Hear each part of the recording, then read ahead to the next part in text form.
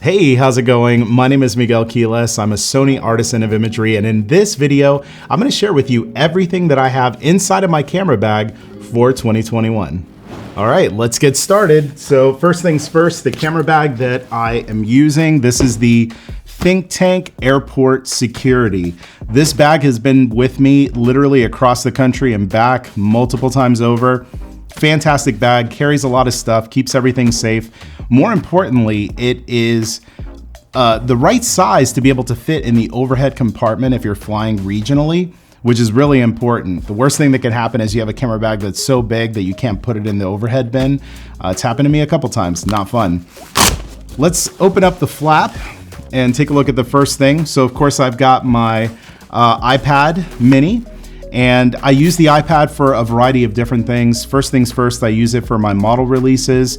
I use it to show off mood boards. So if I'm working with a client or with a model and I want to show them examples of images that I want to go for, I have mood boards that are saved on my iPad, and it's quick and easy. I just bring it out, show it to them. Of course, I use it for a lot of other things, checking emails, watching videos while I'm waiting on site for clients to show up. So very useful. So to keep things kind of streamlined here, what I'm gonna do is take some of these things out of the bag and lay them out on the table. So let's put this bag out of the way. Now there are a couple of things that, that I do have in my camera bag that aren't in my bag at this moment. The very first one is actually the lens that I'm being filmed with right now. For my main camera, I'm using the Sony FX9, and I have the 24mm f1.4 G Master lens. That is the main lens that I use for a lot of my YouTube content. I use it a lot for portraiture as well. Fantastic lens. Then for my B camera, I actually have two things that would normally be in my camera bag that are actually being used as my B cam right now. So I have my Alpha 7S III, which is what I use for my YouTube videos. Basically any video behind the scenes stuff that's being filmed when I'm out on location. I'm using my Alpha 7S III. And then the lens that's on it for this B angle, which is going to be showing all of the close-ups of the products, is the Sony 50mm f1.2 G Master lens. Fantastic lens for shooting portraits. In this case, fantastic lens for that B-roll, B camera angle for you to see that really shallow depth of field. Beautiful. Let's start off, I guess, let's talk about the cameras first. So to get things started off, camera-wise, I'm gonna be shooting with the Alpha 1 as my main camera throughout most of this year. Fantastic camera, high resolution, literally does everything that you could possibly wanna do when it comes to shooting pictures. Great video camera as well. Of course, for me, for my video work that I'm doing for my YouTube channel, I'm mainly using the Alpha 7S III as my kind of run and gun camera setup. And then here in the studio, I'm actually using the FX9, but the Alpha 1 for those situations where maybe I'm just primarily just shooting video, I would actually have my Alpha 7S III as maybe the main camera and have the Alpha 1 as a B cam. But of course, I'm really using this more for shooting stills because of the high resolution, fantastic shutter speeds that are available when I'm shooting with off-camera flash. So the Alpha 1, camera of choice. Got a couple more cameras here. So prior to the Alpha 1 coming out, this was kind of like my main camera body for shooting portraits in the studio, shooting on location. This is the Alpha 7R4. Awesome camera, super high resolution, very fast to focus. This really has been kind of my trusty dusty ever since it was released a few years ago.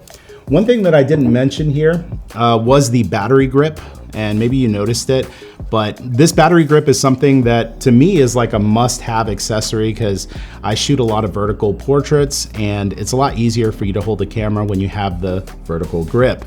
So highly recommend this accessory, and of course it works on the Alpha 7R4 as well. So it's really quick and easy. Whenever I'm using one camera or the other, I just take this thing off, pop it in.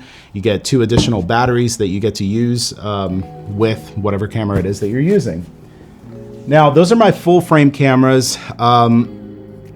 Funny enough, I actually love bringing my Sony ZV-1 mainly for shooting stills, to be quite honest with you. This is a really good camera for shooting stills. You've got the multi-interface shoe on top where you're able to actually shoot with off-camera flash if you wanted to do that. And I actually have a video coming to Alpha Universe very, very soon where I'm going to show you how this thing works for shooting studio portraits. It is fantastic. I have this cage on here from UU Rig, which makes it really easy for you to hold anytime you're shooting stills. Fantastic camera for stills photography, for those situations where maybe I want to, you know, not break out the big guns if I'm just walking around and I see something interesting. Taking out the ZV-1, fantastic image quality, very small, goes with me pretty much everywhere. Now let's start talking lenses. So we talked about the 24, which is the one on my main camera. We talked about the 50, which is on the B camera. This guy right here, this is my baby. This is the Sony 135 1.8 G Master lens. And wow, ever since this lens came out a few years ago, this has been probably my go-to lens for shooting everything, for shooting location portraits, for shooting headshots. This thing is just so good.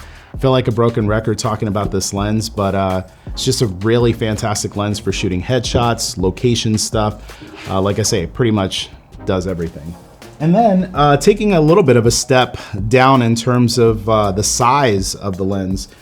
Here I've got the 85mm f1.8 lens.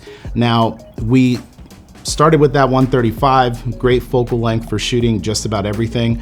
But if I'm shooting portraits and I want to get in a little bit closer because maybe the space doesn't allow me to back up to shoot at 135, this 85 is an absolute beast. Very affordable, built well. I've had this one ever since it was released several years ago. It still performs beautifully, silent focusing, which is really important. Great lens. So the 135, the 85. I've got this guy. This is the Sony 90mm macro lens. This is a G series lens. Another lens built like an absolute tank. I shoot a lot of portrait work, and a lot of people have asked me, well, why do you have an 85 and why do you have a 90 when they're so close in focal range? It's a couple of reasons. First off being that if I'm photographing somebody who has really great skin and I want to enhance that texture and that detail, the 90 macro is going to be able to do that unlike pretty much any other lens out there.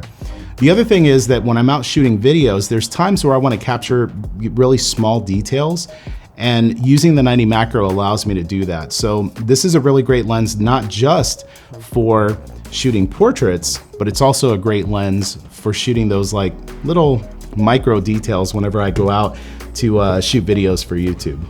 All right, let's take a look at my lighting. So people often talk about the importance of lighting. And there's gonna be a lot of times when you go out to shoot on location and the light is beautiful and you just use available light and you're good to go. But there's gonna be a lot of times where you go out and the lighting is just trash. And so what you would end up having to do is to create your own lighting so that you could take great portraits. And to that end, I have the HVL-F60RM flash. This thing is super bright, super powerful. You have the ability to kind of move the flash head in any direction that you would need to move it, which is nice. So if you're shooting horizontal, you're shooting vertically, just a really fantastic flash. You've also got built-in LEDs here in the front. Show it over here. And so those built-in LEDs are pretty useful actually for being able to use it for video work. I've actually used them when I do mixed lighting setups where I'll actually gel these LEDs and use them in the background for a portrait. Something I'm gonna have to show you guys one day. I got a few tricks up my sleeve that I'll hopefully be able to show you guys very soon. Of course, you could use these flashes on camera and they work perfectly fine. But another accessory that I would highly recommend is going with this guy. This is the Sony Radio Commander. This Sony Radio Commander basically just goes onto the multi-interface shoe on your camera and then allows you to take your flash off camera. So there's gonna be certain situations where you wanna control the directionality of the light. Perhaps instead of having the flash on top of your camera, you might want to do one of these numbers where you're taking a picture, you have the flash off to the side. You're able to basically use this to control your flash. Super handy, definitely must-have accessory. Let's talk about audio, because of course I'm shooting YouTube videos, I'm shooting content, sometimes shooting behind the scenes videos, or my assistant or videographer will be with me. And they need some tools to be able to capture clean audio. So first things first, I've got this Sony shotgun mic. This one is awesome because it does give you digital audio on cameras like the Alpha 7S III, the Alpha 1, the Alpha 7R4. You get that really clean digital audio, which is fantastic. So anytime I want to just keep things simple, just pop this thing on top of the camera. If I'm going to shoot like a vlog style video, great microphone.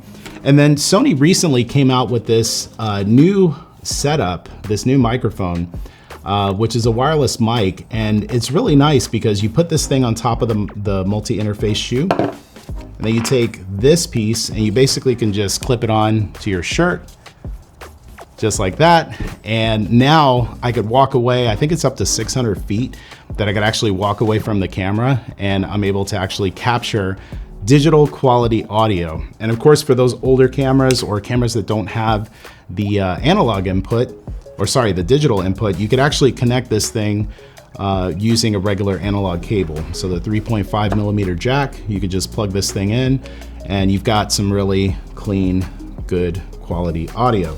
And of course, I have this thing in a little plastic baggie. This is the Sony lavalier mic.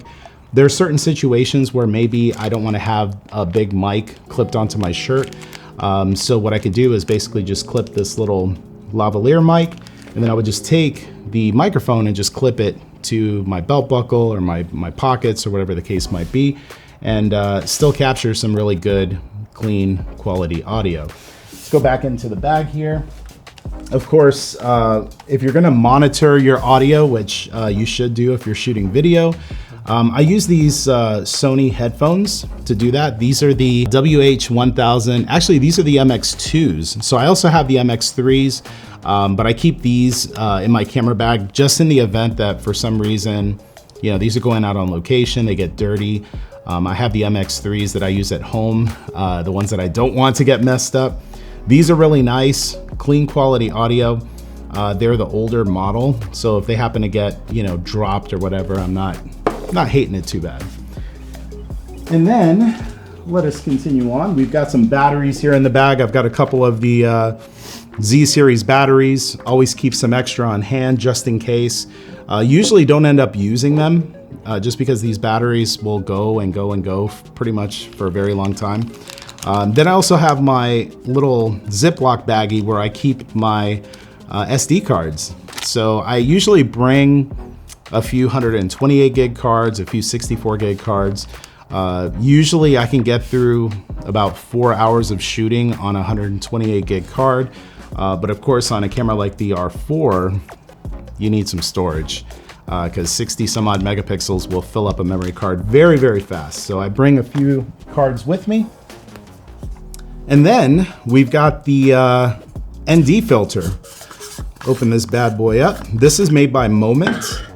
This is a 82 millimeter variable ND filter. And I talked about this ND filter in my video for Alpha Universe where I talked about vlogging. This is an essential piece of equipment. Anytime I go out, if I'm shooting videos on my Alpha 7S III in daylight, and I want to get that kind of shallow depth of field look, you have to have a variable ND filter. It's just a must-have thing. So I use this one for Moment. It's a really nice filter. It goes from ND4 up to ND32. So pretty much for any situation where I would be filming outdoors, I'm pretty happy with the results. It doesn't mess up the colors too bad, or at all, really, from what I've noticed. So variable ND filter, great accessory to have. And then, wow, we're almost through the entire bag. I could actually one hand pick this guy up now.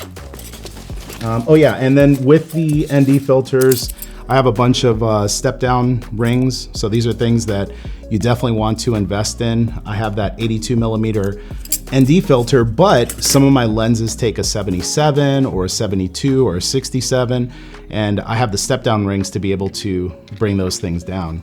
And then this thing is like one of my favorite accessories to use.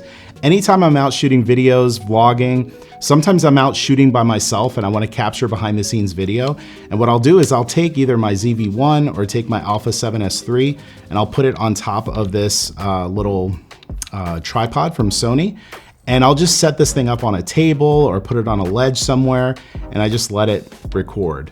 Other times, if I'm doing any kind of like vlogging, I'll basically have this thing. You have all of the controls on here where you can start and stop your recording. If you have lenses that have power zoom, you can zoom in and out. You could take photos if you're into taking selfies and things like that. Really great accessory to use. And let's see. Well, I think we did it. Got through the entirety of what's in my bag for 2021. Now, if you have any questions about any of these products, let me know in the comment section below. Be sure to subscribe while you're there to Alpha Universe, as we have new videos releasing all the time. Now, I talked about how important these variable ND filters are for shooting video. And what I want you to do is to check out this video that I made for Alpha Universe, which talks about my settings and how I go about creating my YouTube videos. I'll see you there.